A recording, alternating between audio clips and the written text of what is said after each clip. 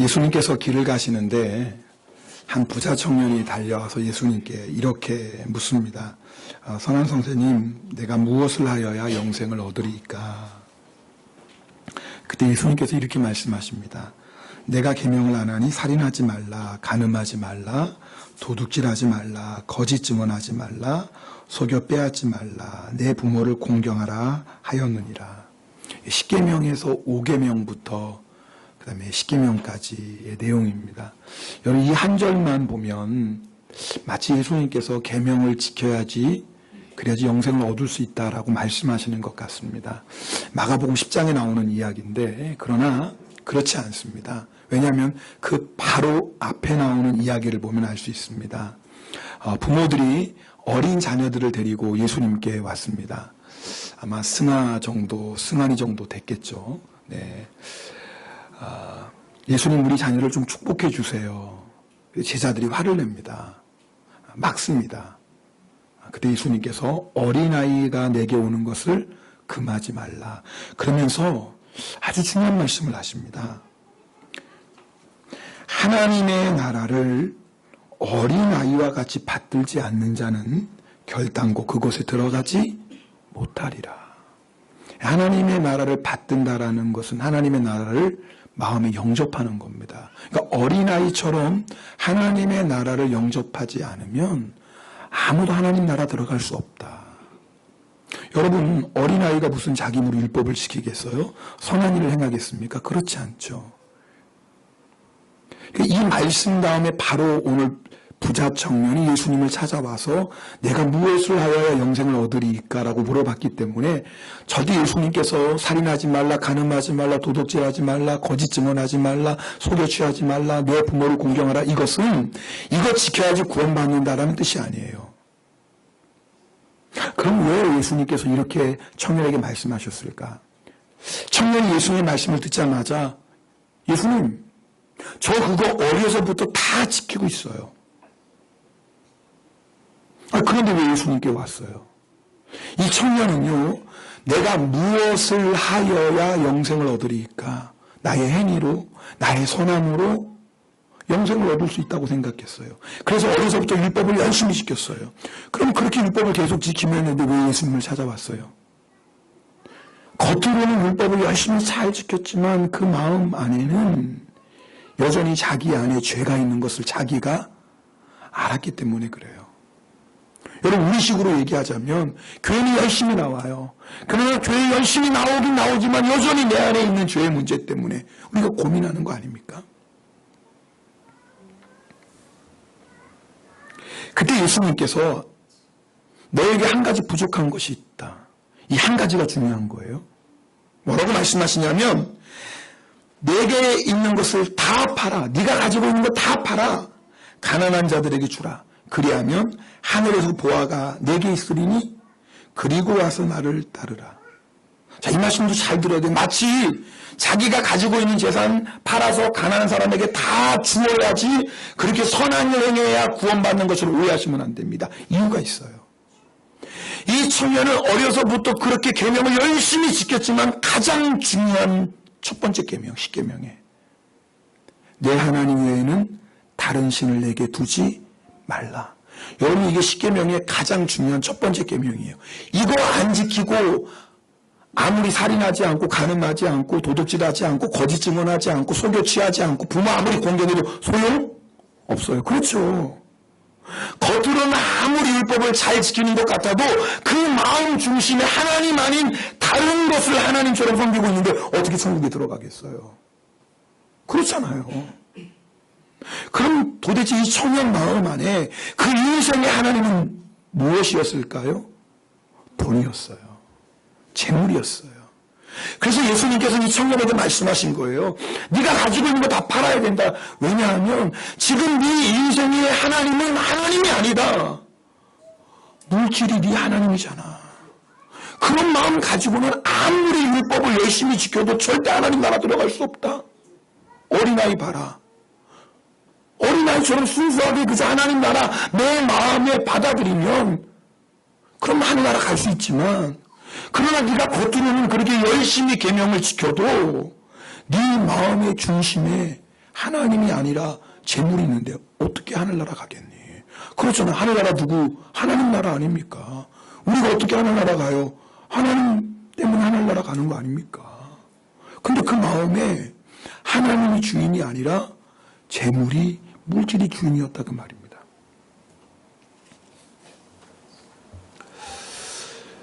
그런 의미에서 어린아이가 좋을 수도 있어요.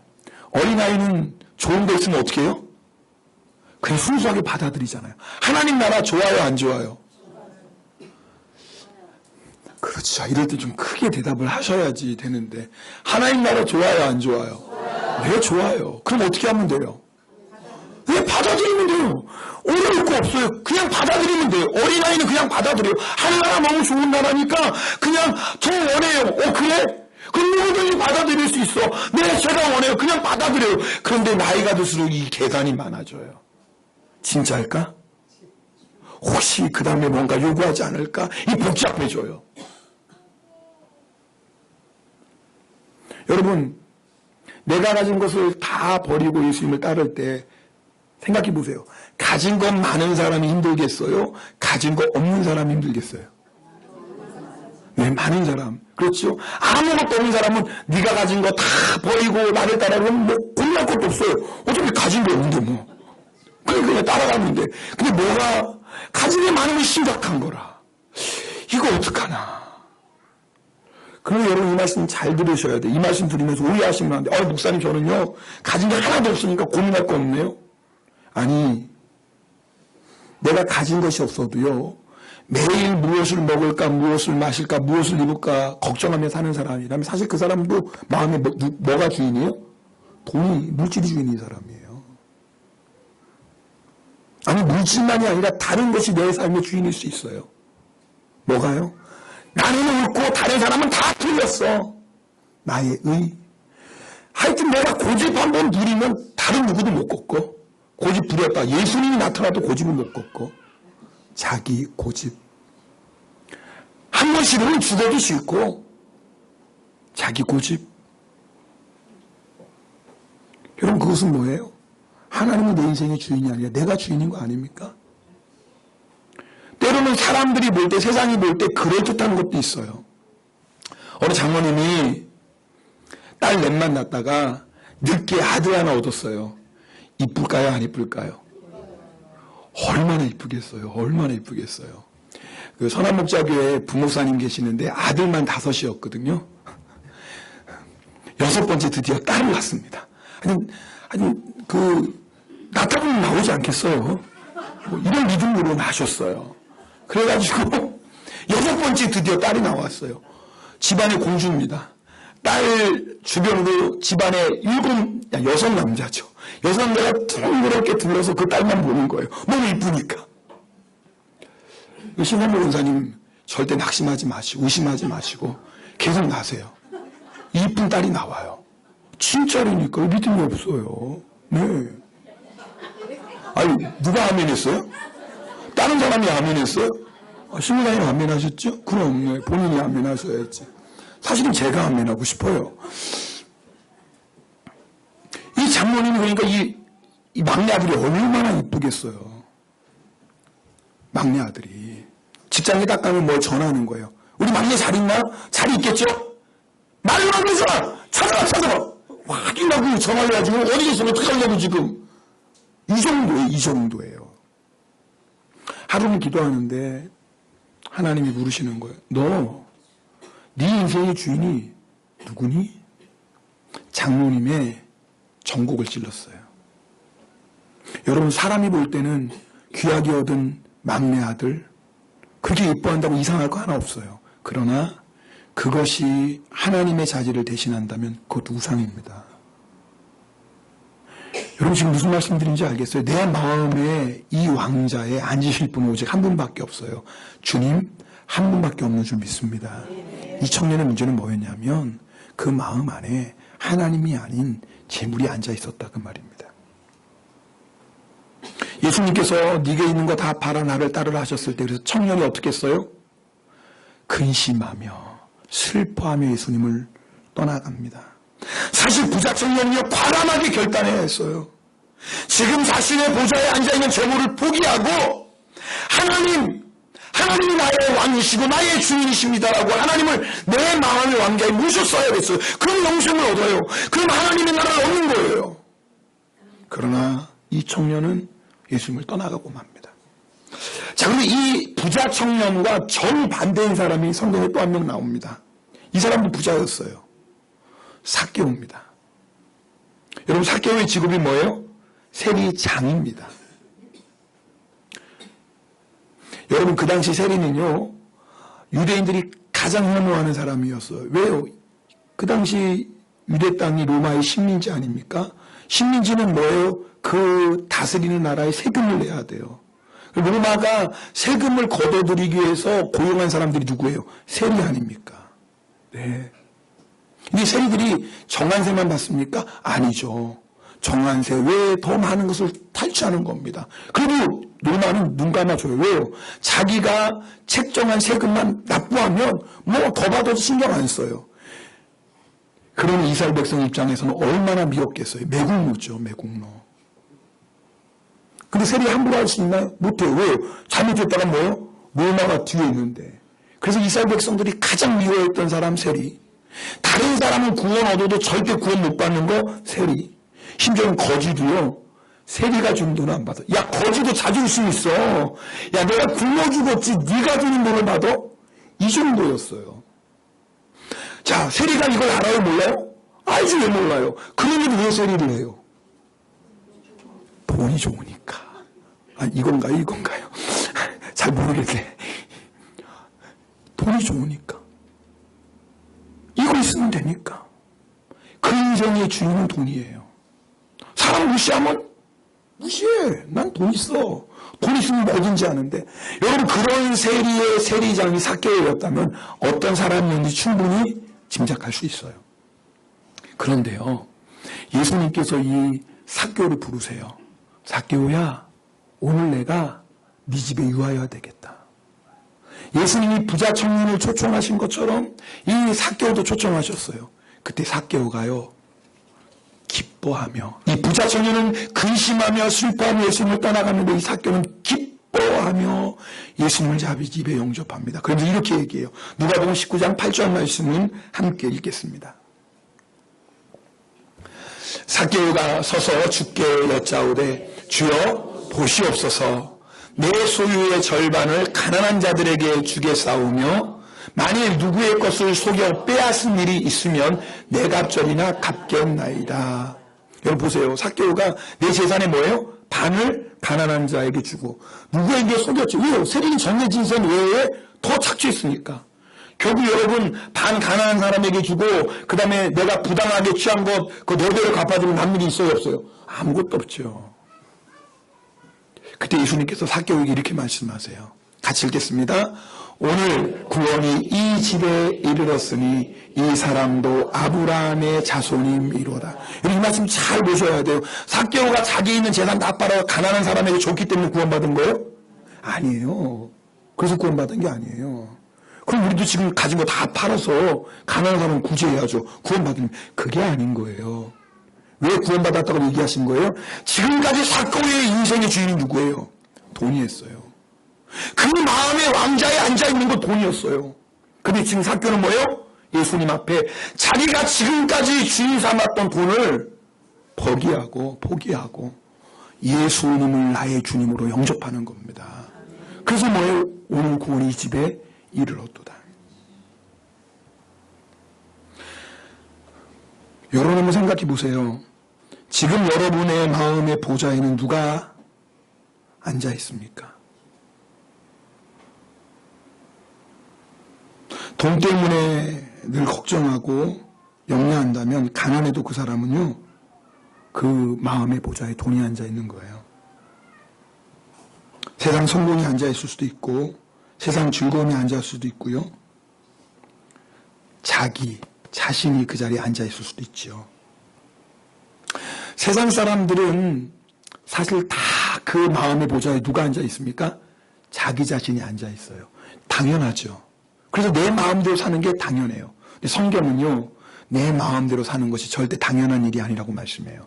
자, 우리 에베소서 2장 2절 3절 말씀 함께 읽겠습니다. 그때 너희는 그 가운데서 행하여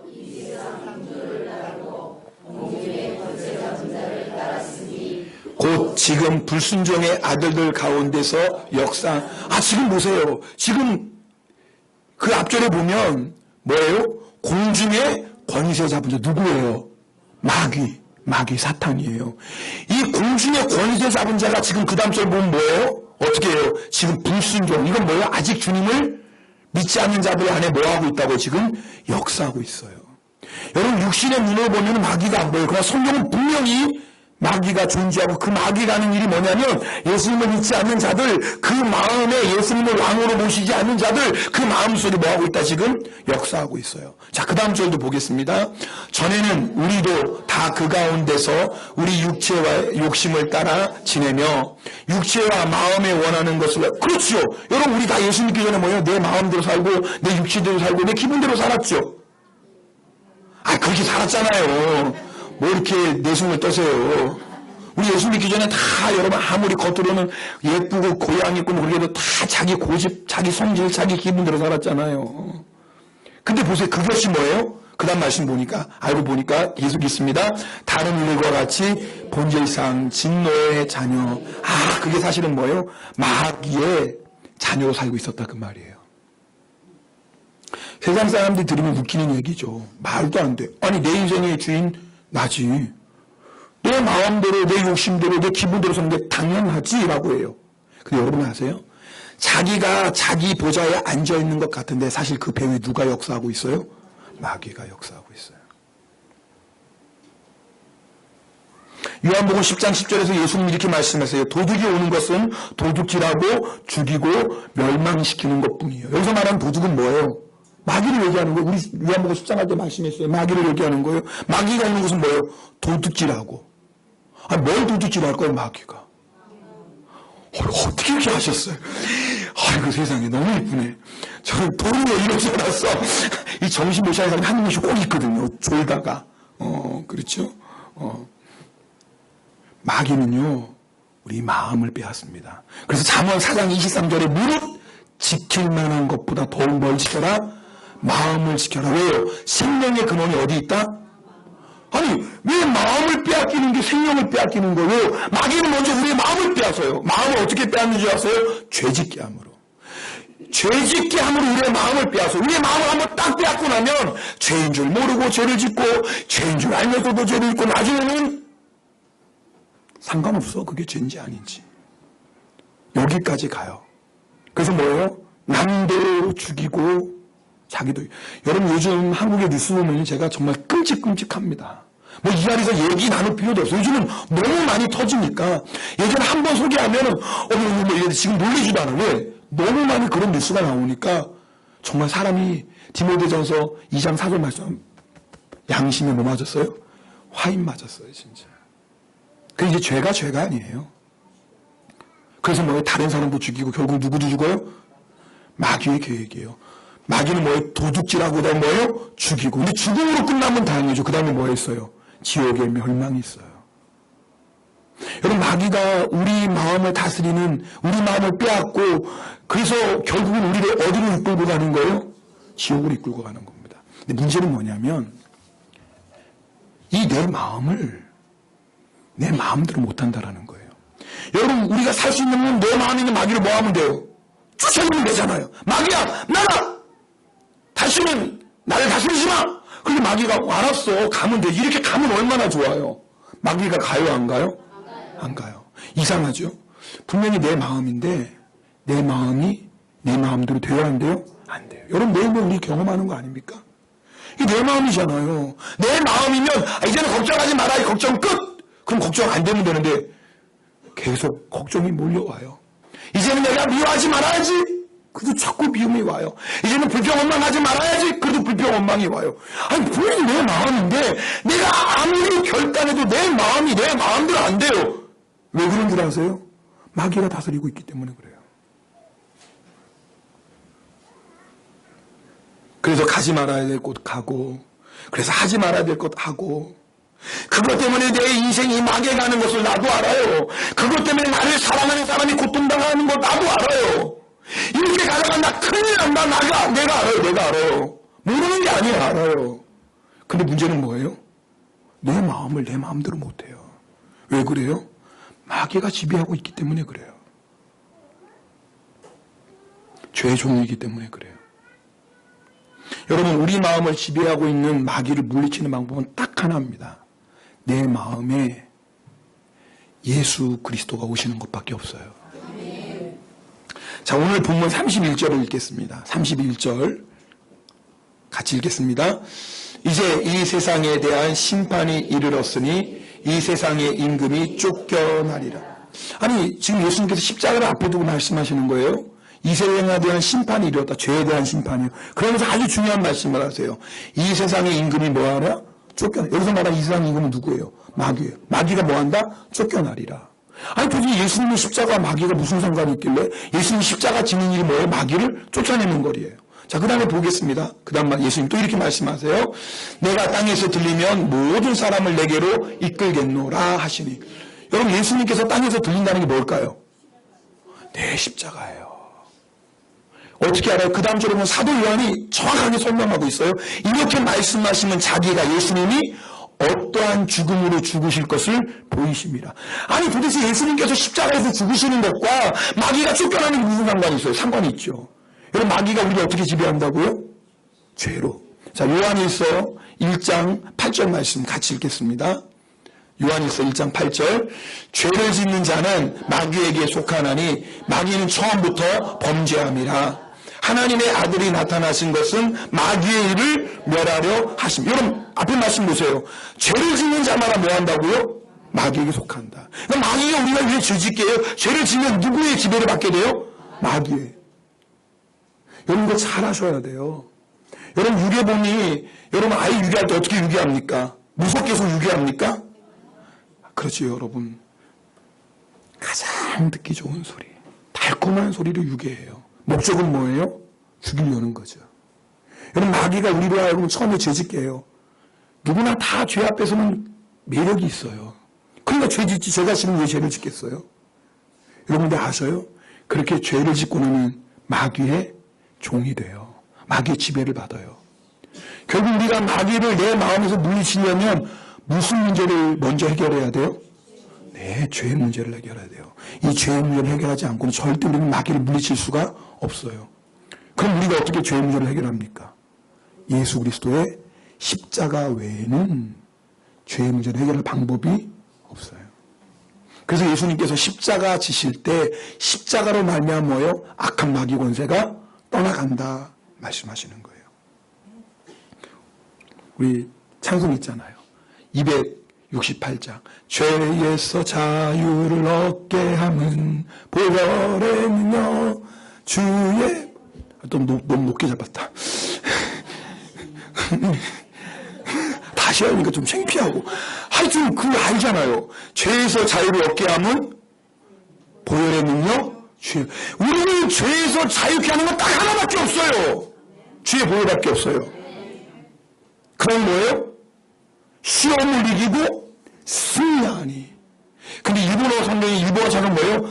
아크마노 와자오 고보츠. 아크마노 와자오 고보츠. 마귀의 일을 물리치는 것. 마귀의 일을 무너뜨리는 것. 마귀가 지금도 우리를 지배해서 마음을 빼앗고 육신의 생명도 빼앗고 영원한 지옥의 심판을 하게 하는 그 마귀의 계획을 무너뜨리는 유일한 힘이 뭐예요? 십자가의 보혈이에요. 할렐루야.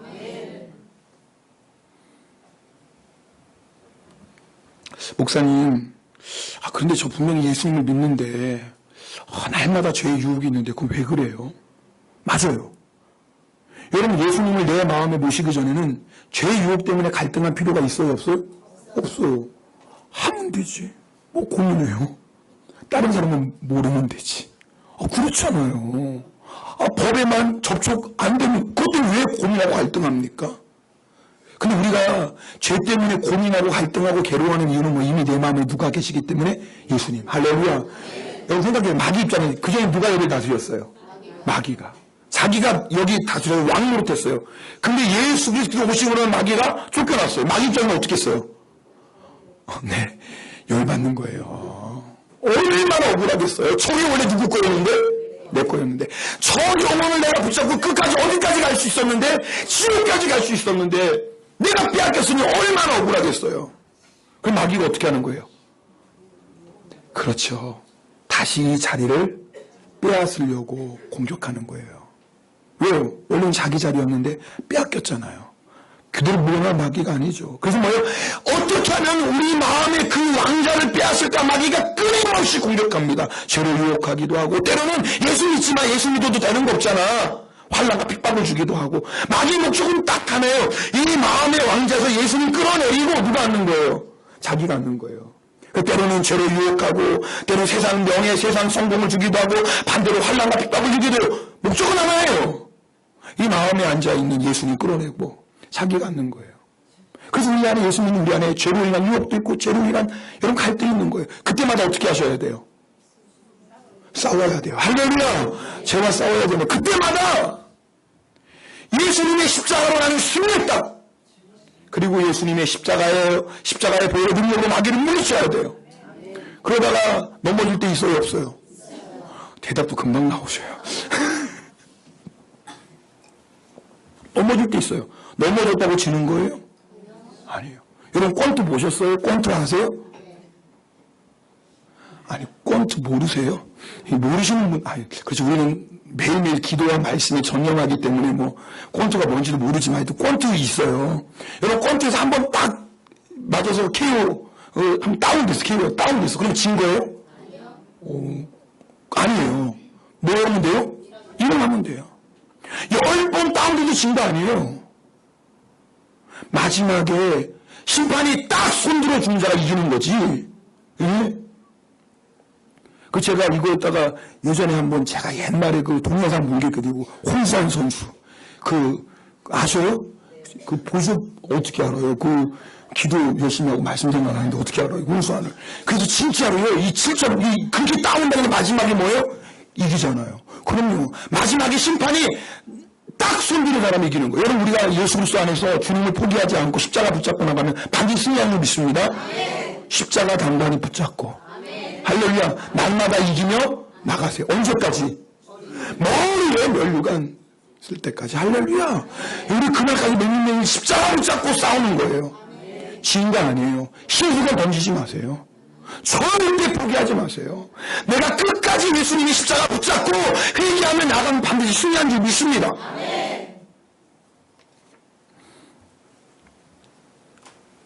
부자 청년은 예수님의 초청에 어떻게 했어요? 결국은 거절하고 말았어요. 삭개오는 예수님의 초청에 아멘 하고 예수님을 나의 왕자로 모셔드렸어요. 자, 여러분에게 하나 묻습니다. 혹시 여러분 가운데 아직도 여러분 마음 안에 예수님을 내 마음의 왕자, 내 마음의 주인으로 모셔드리지 않은 분이 있다면 여러분 오늘 여러분이 삭개오처럼 마음의 문을 여시고 예수님을 나의 주님으로 모실 수 있기를 축복합니다. 여러분 잘 들으셔야 돼요. 내가 내 인생의 이 자리에 앉아서는 절대 행복할 수 없습니다. 절대 행복할 수 없습니다. 내 마음대로 할 수 있다고요? 그 사람은 아직도 인생을 모르는 사람이에요. 내가 열심히 내가 노력하고 내가 수고하면 다 잘 될 수 있다고요? 아니요. 그렇다면 이 부자 청년이 왜 예수님을 찾아왔겠어요? 돈도 많고 어려서 또 열심히 종교 생활도 했는데 왜 예수님을 찾아왔겠어요? 우리 영혼 안에 있는 마음의 깊은 이 허무함, 공고함, 이 마음에 말을 할 수 없는 이 허전함은요, 예수님이 아니면 채워줄 수가 없어요. 여러분 세상 거 아무리 즐겨보세요. 아니, 정신 잘 차리고 들으세요. 진짜로 그러는 게 아니야. 근데 또 진짜로 하고 싶으면 한번 해봐요. 그것이 정말 내 마음에 만족을 줄 수 있다면 한번 해보세요. 여기서 나는 참된 만족을 찾았고, 참된 기쁨을 찾았습니다. 그런 분 있으면 저한테 좀 알려주세요. 저도 한번 해보게. 제가 보니까 그게 아니더라고요. 세상 그 어떤 것도 잠시의 기쁨, 잠시의 즐거움을 줄 수 있지만 우리 영혼 깊은 곳에 있는 내 마음의 갈증, 내 마음의 공고함, 이 허무함은 절대 그 어느도 그 무엇도 채워줄 수가 없어요. 방법은 하나예요. 예수 그리스도, 그분을 내 마음에 모시는 것입니다. 오늘 우리 본문 말씀 35절 말씀 읽겠습니다. 같이 읽습니다. 35절입니다.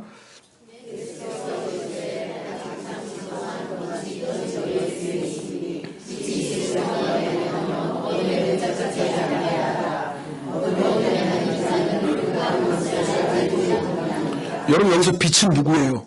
예수님 당연하죠. 그럼 여러분 보세요. 예수님께서 아직 잠시 동안 빛이 너희 중에 있으니 빛이 있을 동안, 이 말이 뭐냐면 지금 예수님, 빛 대신 예수님을 너희가 마음에 영접하고 예수님하고 같이 동행할 수 있는 기회가 있을 때 그 얘기예요. 그때 뭐예요? 빛 대신 예수님 마음에 뭐해라? 영접해라. 이것이 뭐예요? 어두움에 붙잡히지 않는 유일한 방법이에요. 여러분, 예수님이 내 안에 보좌에 앉으시지 않으면 절대 우리는 어둠을 이길 수 없습니다. 내 안에 있는 어둠, 마귀가 내가 알든 내가 모르든 나를 지배하는 그 마귀의 세력에서 나를 구해주시는 유일한 방법은 빛 대신 예수님이 내 안에 오는 거예요. 맞잖아요. 어둠이 어떻게 물리십니까? 빛밖에 없어요. 빛이 오면 어둠이 물러가는 거예요. 우리가 아무리 힘쓰고 애쓰고 노력한다고 내 안에 있는 어둠, 마귀의 세력은 절대 물러가지 않습니다. 빛 대신 예수님이 오셔야 돼요. 이것이 어두움에 붙잡히지 않는 유일한 방법입니다. 36절 말씀 다시 한번 그 다음 36절 읽어볼까요?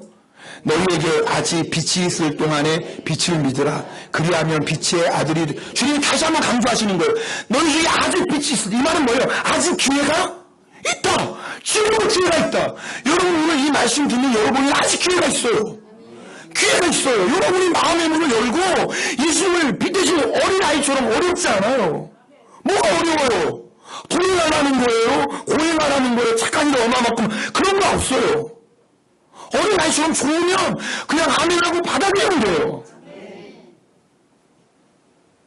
그러면 빛의 아들이 됩니다. 지금은 아직 빛이 있을 동안 아직은 기회가 있어요.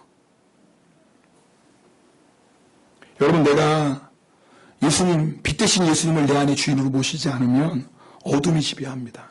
그러면요, 내 눈에 아무리 좋은 길, 아무리 바른 길이라 할지라도 결국은 마지막은 뭐예요? 사망입니다. 이걸 하셔야 돼요. 여러분, 내 육신의 눈에 보기 좋은 데로 살지 마세요. 우리 육신은 항상 넓은 길, 편한 길을 찾습니다. 우리 육신은 항상 그런 걸 원합니다. 어쩔 수 없어요. 그런데 그 육신을 따라 내가 보기에 바른 길, 좋은 길을 걸어가면 핑계는 뭐예요? 사망의 길이라고 잠언 14장 23절에 말씀하고 있어요. 14장 12절에 말씀하고 있어요. 여러분, 네, 곧 끝나겠습니다. 근데 이 기회가 계속 있는 게 아니에요. 35절에 보면 예수님께서 뭐라고 말씀하시냐면 잠시 동안. 그 말은 뭐예요? 이 기회가 항상 있는 게 아니라 뭐예요? 잠시. 여러분 절대 속지 마세요. 나중에.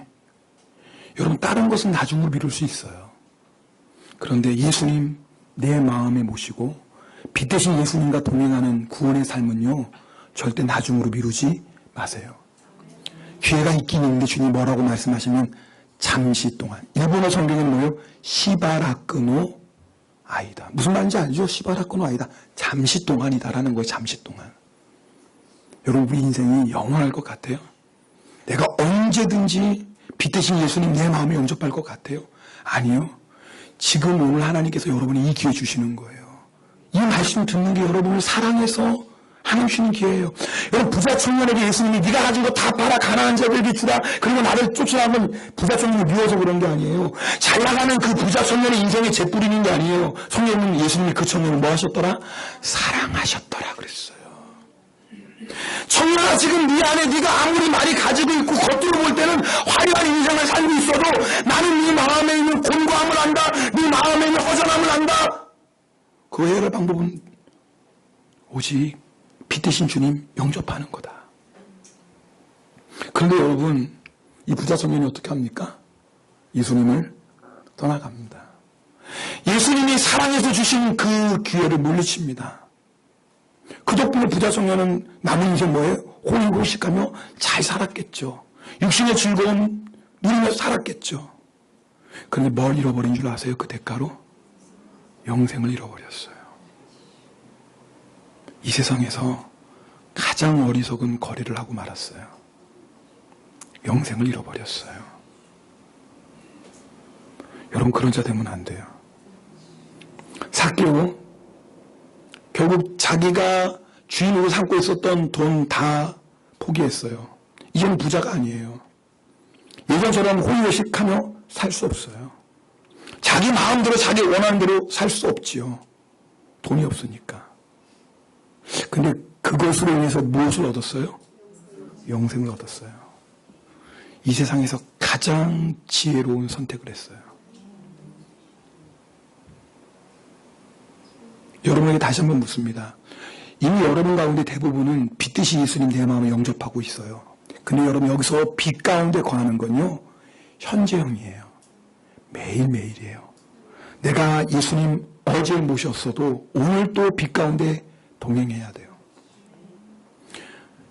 여러분 마음 안에 주인은 누굽니까? 여러분이 아세요. 지금 내가 무엇을 가장 갈망하고, 무엇을 가장 내가 사모하고, 내가 무엇 없이는 못 사는지 여러분이 잘 아세요.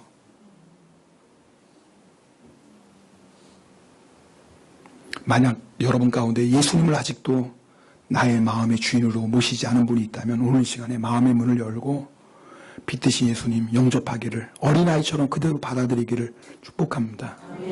이미 여러분 가운데 이미 나는 예수님 내 마음의 주인이십니다. 그럼 다시 한번 확인하세요.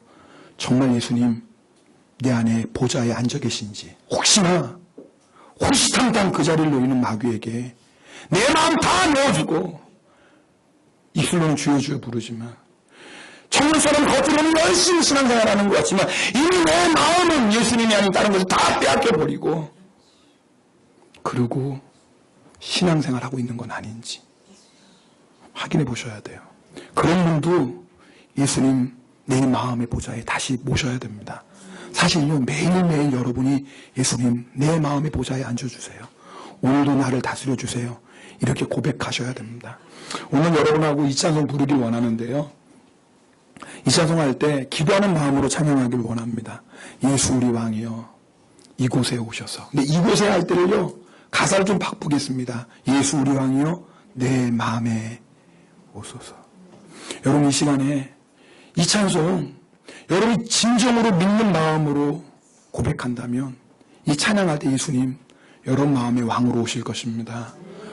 여러분이 주인 삶았던 것 이 시간에 다 내려놓고 예수 그리스도 나의 왕으로 그렇게 모셔드리는 그런 시간 되길 원합니다. 우리 기도하는 마음으로 이 찬송 함께 드리겠습니다.